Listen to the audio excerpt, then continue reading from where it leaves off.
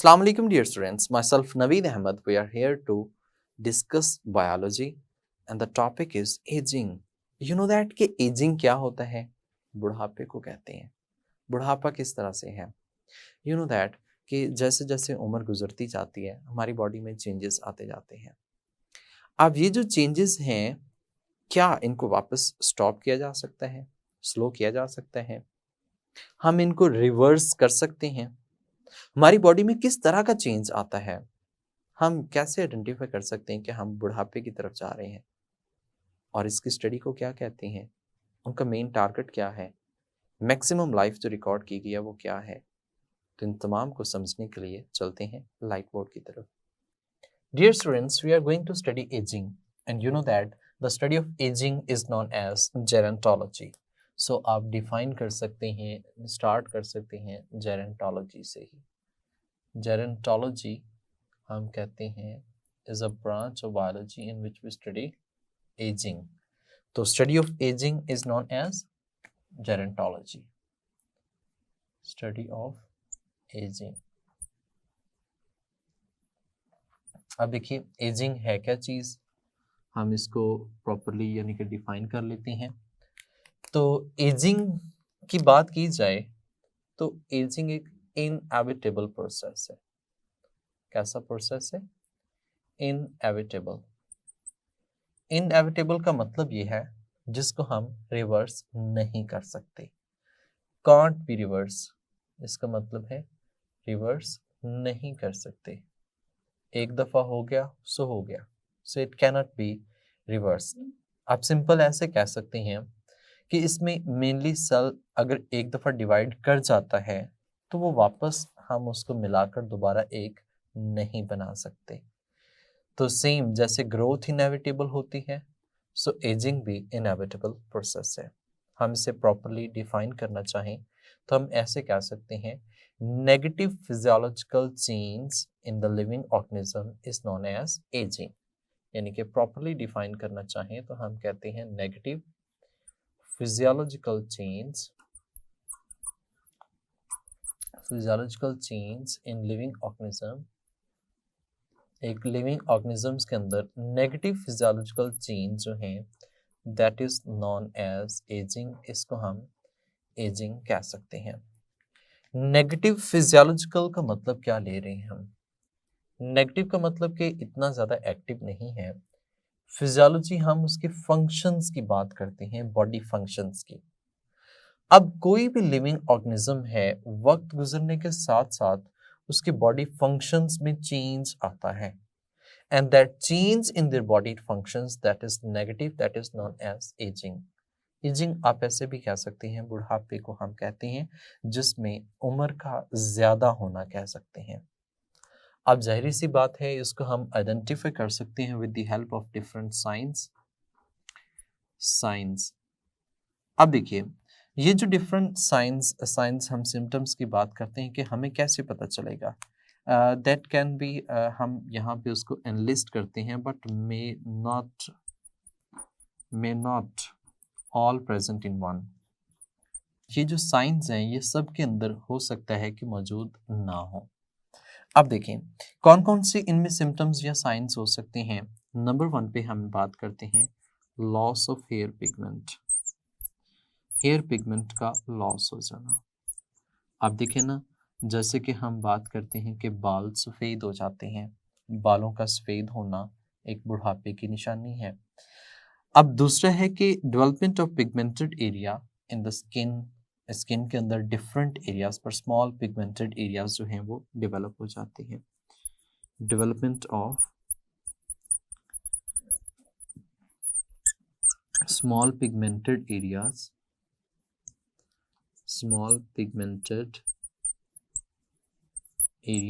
In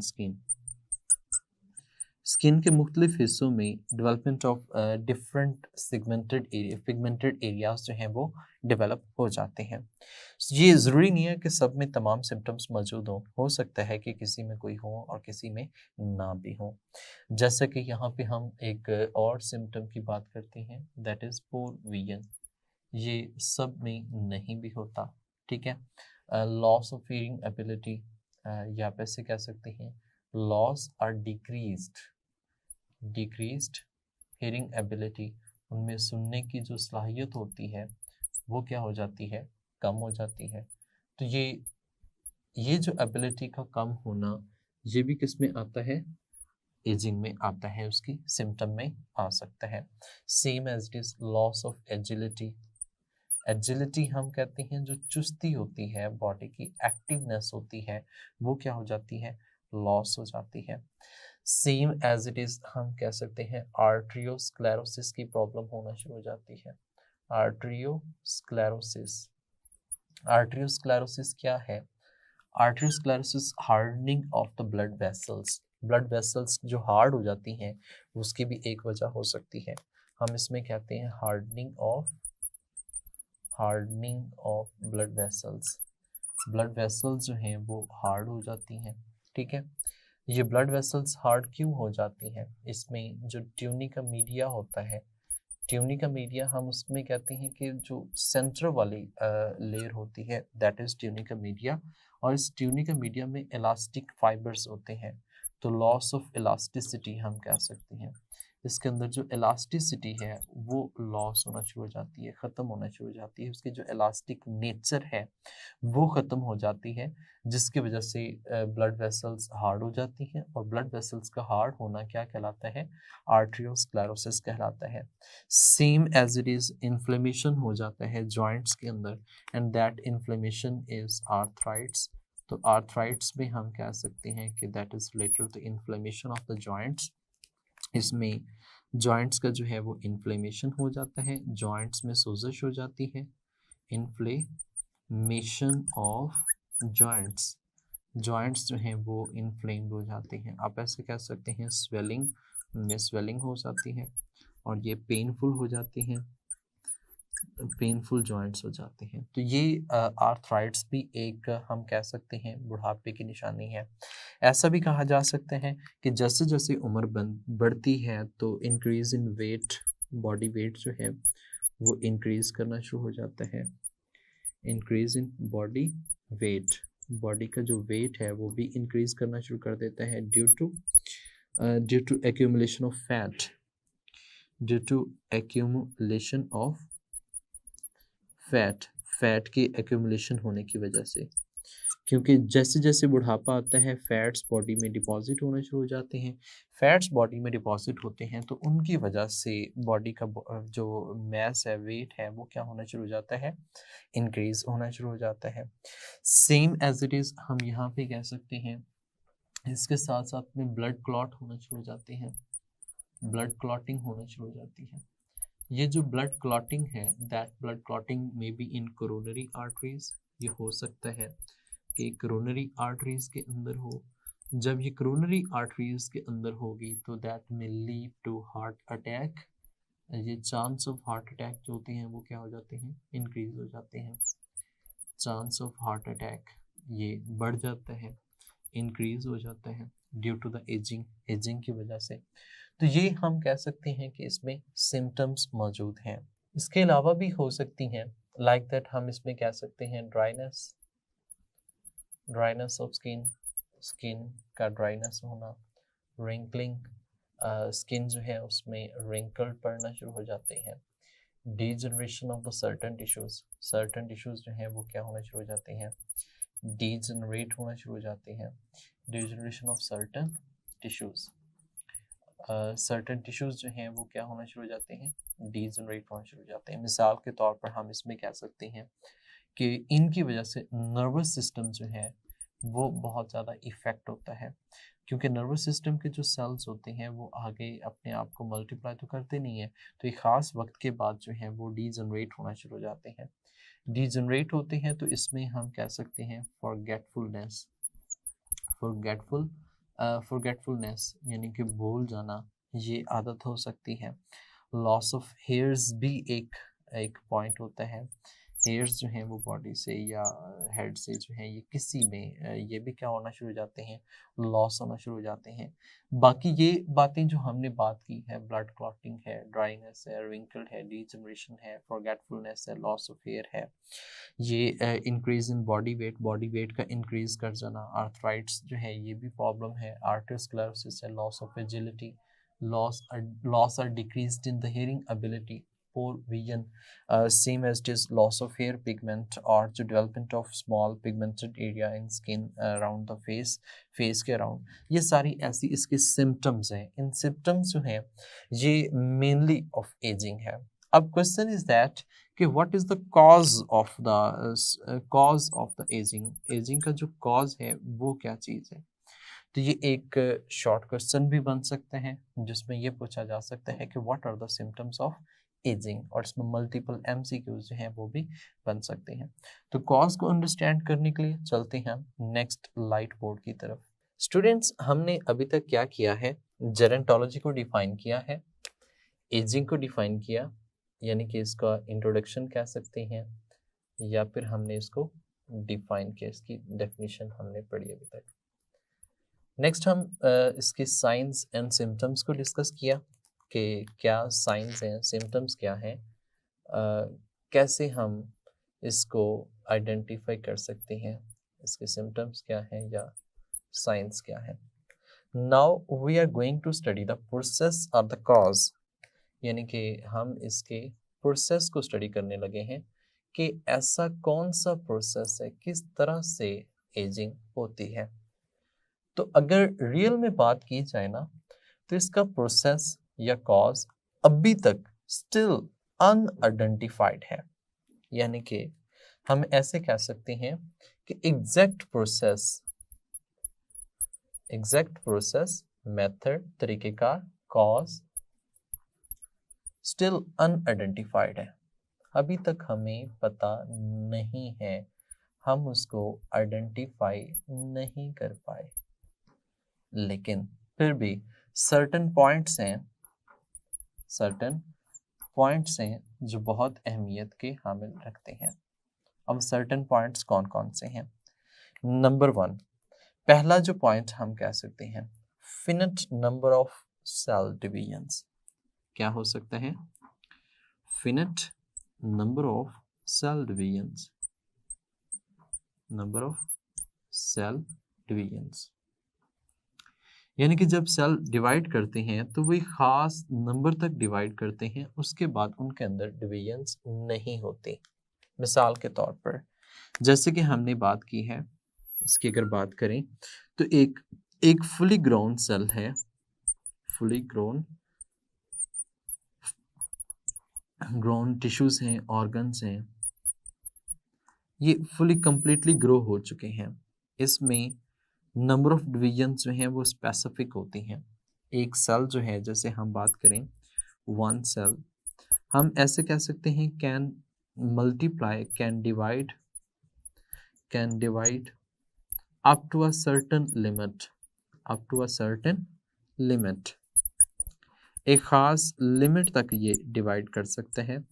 after that हम इसमें कहते हैं कि उसके बाद इट कांट, ये डिवाइड नहीं कर सकता, ये अपने आप को रिपेयर नहीं कर सकता। जब ये वाली लोकेशन आ जाती है, जब वो फुली ग्रो कर चुका होता है, तो it is unable to further divide और टू रिपेयर, और यू कैन से दैट इसमें फर्दर एबिलिटी नहीं होती सर्वाइव करने की। तो उस वक्त आकर उसमें सेल्स डीजनरेट करना शुरू कर देते हैं, यानी कि हम कहते हैं एट दैट पॉइंट, इस पॉइंट पर आकर सेल्स होते हैं दैट स्टार्ट डेटेरियोरेट, ये डिकम्पोज होना शुरू हो जाते हैं, खराब होना शुरू हो जाते हैं। आप ऐसे भी कह सकते हैं उसमें डीजेनरेशन होनी शुरू हो जाती है, and this degeneration is responsible for the death of the cell. इसकी वजह से सेल्स की डेथ हो जाती है, या सेल्स फर्दर डिवाइड ही नहीं कर पाते। जब सेल्स फर्दर डिवाइड ही नहीं कर पाते, सेल्स की डेथ हो जाती है, सेल डेथ हम कह सकते हैं हो जाती है, तो इसकी वजह से बहुत सी प्रॉब्लम्स आती हैं, जैसे कि नर्वस सिस्टम की बात करें। नर्वस सिस्टम, अब नर्वस सिस्टम के सेल्स की डेथ होना शुरू हो जाए तो हम कह सकते हैं लॉस ऑफ मेमोरी भी हो सकती है, फॉरगेटफुलनेस भी हो सकती है, और बहुत से और भी प्रोसेसेस जो हैं वो स्टॉप होना शुरू हो जाएंगे, वो भी प्रॉपर तरीके से डेवलप नहीं हो पाएंगे। तो हम इससे कह सकते हैं लॉस ऑफ मेमोरी टाइप जो है वो प्रॉब्लम्स होना स्टार्ट हो सकती हैं। ठीक है, ये इस तरह का कोई इशू जो है वो उसके nervous system properly function perform करने से कासर रहता है। नंबर 2 हम कहते हैं कि जी change in intracellular environment, change in intracellular environment, cellular environment, cell के अंदर का जो एनवायरनमेंट है उसमें चेंज आना शुरू हो जाता है।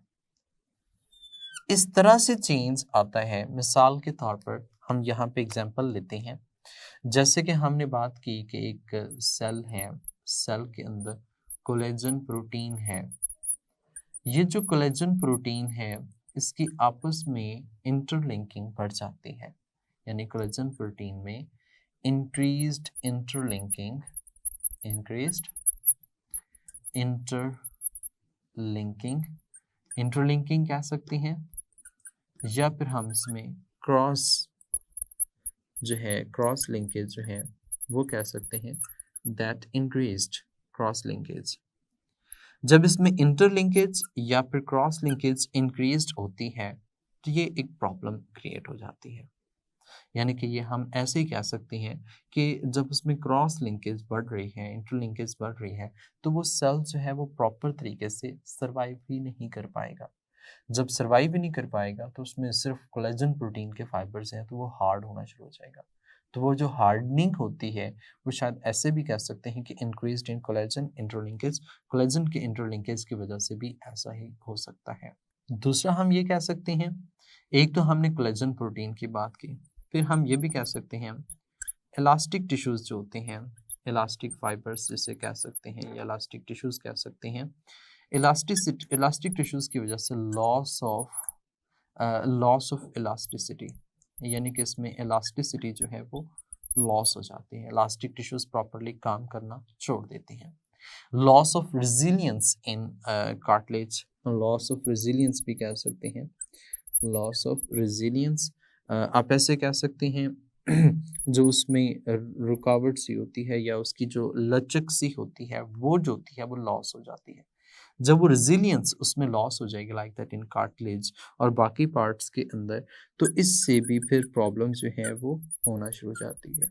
और इसमें हम सिर्फ स्पेसिफिकली डेंस कनेक्टिव टिश्यूज़ की बात करते हैं कि उनके अंदर ऐसा हो तो फिर तो मेन प्रॉब्लम जो है वो हो सकती है, जिसकी वजह से बहुत से प्रॉब्लम्स हैं वो क्रिएट हो सकती हैं।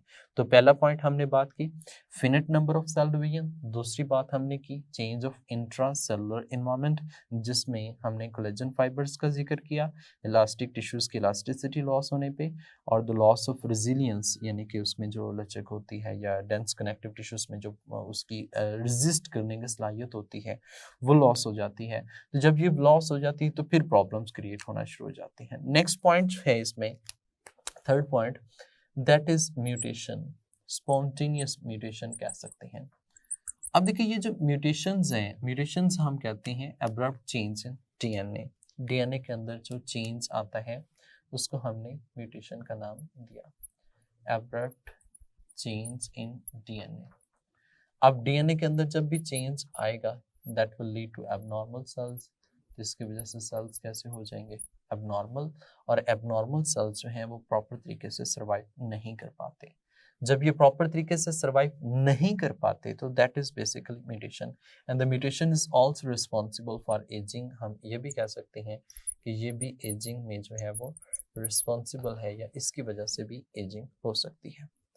अच्छा, अगर बात की जाए जेरेंटोलॉजी की, यानी कि जो हम पढ़ रहे हैं स्टडी ऑफ एजिंग, तो जेरेंटोलॉजी का मेन पर्पस जो है, मेन पर्पस इसका ऐसे है कि हमने अपना हेल्दी लाइफ स्पैन जो है वो इंक्रीज करना है, और हेल्दी लाइफ स्पैन इंक्रीज करने के लिए हमें कुछ सर्टन जो पॉइंट्स हैं वो फॉलो करने पड़ते हैं या सर्टन हैबिट्स जो हैं वो बनानी पड़ती हैं, like that we can increase हम इसमें वो कहता है कि वी कैन इंक्रीज, बढ़ा सकते हैं our healthy life span.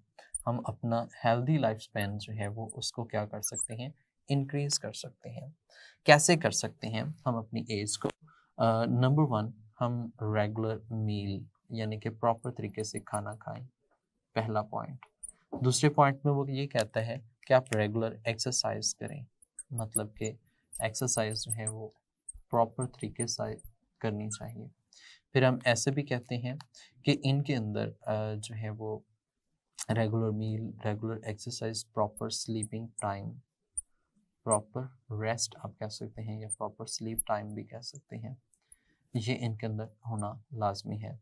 Refrain from smoking यानी कि avoid from smoking, avoid by smoking, smoking से, ड्रिंकिंग से अवॉइड करने से। तो इस तरह से बहुत सी और भी चीज़ें हैं जिनको फॉलो करके आप अपना हेल्दी लाइफ स्पैन जो है वो इंक्रीज कर सकते हैं। और बेसिकली कहा जाए तो आप अपना हेल्दी लाइफ स्पैन जो है वो नॉर्मली 11 ईयर्स तक जो है वो क्या कर सकते हैं, इंक्रीज कर सकते हैं। जेरेंटोलॉजी का जो आजकल जो मेन कंसर्न है वो भी क्या है कि अपना लाइफ स्पैन को इंक्रीज करना नहीं है, बल्कि अपने हेल्दी लाइफ स्पैन को इंक्रीज करना बहुत इंपॉर्टेंट है। यानी कि जो उनका हेल्दी लाइफ स्पैन है उसको इंक्रीज करना बहुत इंपॉर्टेंस यहाँ पे काउंट की जाती है।